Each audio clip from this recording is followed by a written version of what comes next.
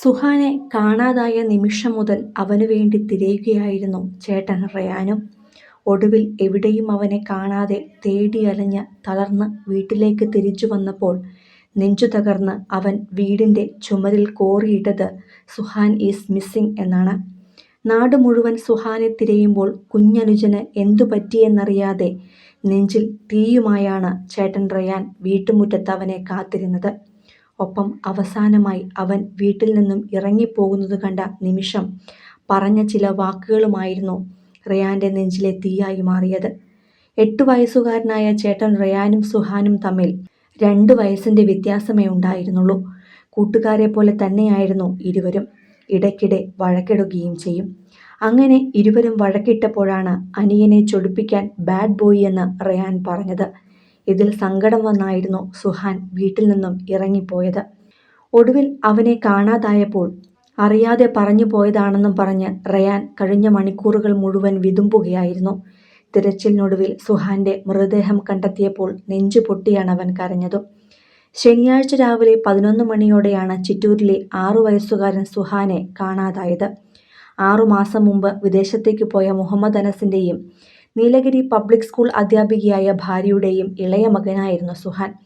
സംസാരിക്കാൻ അല്പം ബുദ്ധിമുട്ട് നേരിട്ടിരുന്ന സുഹാനെ അപ്പു എന്നായിരുന്നു വീട്ടിലെല്ലാവരും വിളിച്ചിരുന്നത്. വീട്ടുകാരുടെ എല്ലാം പ്രിയപ്പെട്ടവനുമായിരുന്നു അവൻ. രാവിലെ സ്കൂളിലെ ആവശ്യത്തിനായി പോയതായിരുന്നു സുഹാന്റെ ഉമ്മ.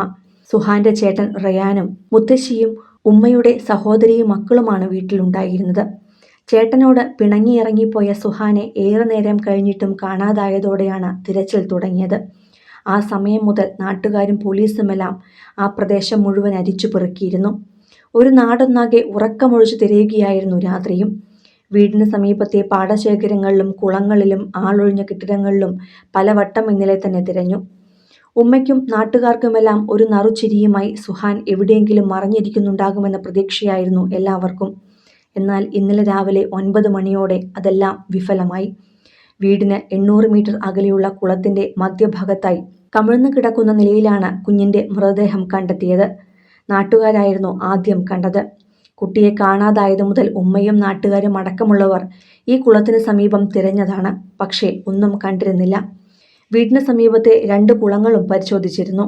റോഡിൽ നിന്നും ചെറിയ കനാൽ കടന്നു വേണം കുളത്തിലേക്ക് എത്തുവാൻ. വീട്ടിൽ നിന്നും ദൂരമുള്ളതിനാൽ കുട്ടി തനിച്ച് ഇവിടേക്ക് എത്തില്ല എന്ന ധാരണയായിരുന്നു എല്ലാവർക്കും. 4 ദിവസം മുമ്പ് സുഹാൻ കൂട്ടുകാർക്കൊപ്പം ഇതുവഴി പോയിരുന്നു. കുളത്തിലിറങ്ങി അബദ്ധത്തിൽ അപകടത്തിൽപ്പെട്ടതാകാമെന്നാണ് സൂചന. തിരച്ചിൽ തുടങ്ങി 22-ാം മണിക്കൂറിലാണ് മൃതദേഹം കണ്ടെത്തിയത്. അഗ്നിരക്ഷാസേന എത്തിയാണ് മൃതദേഹം പുറത്തെടുത്ത് ആശുപത്രിയിലേക്ക് മാറ്റിയത്. മകനെ കാണാനില്ല എന്ന് അറിഞ്ഞ ഉടൻ തന്നെ ഉപ്പ മുഹമ്മദ് അനസ് നാട്ടിലേക്ക് തിരിച്ചിരുന്നു. രാവിലെ വീട്ടിലെത്തിയ മുഹമ്മദ് മകന്റെ വേർപാടറിഞ്ഞ് പൊട്ടിക്കരയുകയായിരുന്നു. സിനിമ, ഫാഷൻ, ലൈഫ് സ്റ്റൈൽ വാർത്തകൾക്കായി മലയാളി ലൈഫ് സബ്സ്ക്രൈബ് ചെയ്യൂ. ലേറ്റസ്റ്റ് അപ്ഡേറ്റ്സിനായി ബെൽ ബട്ടണും അമർത്തുക.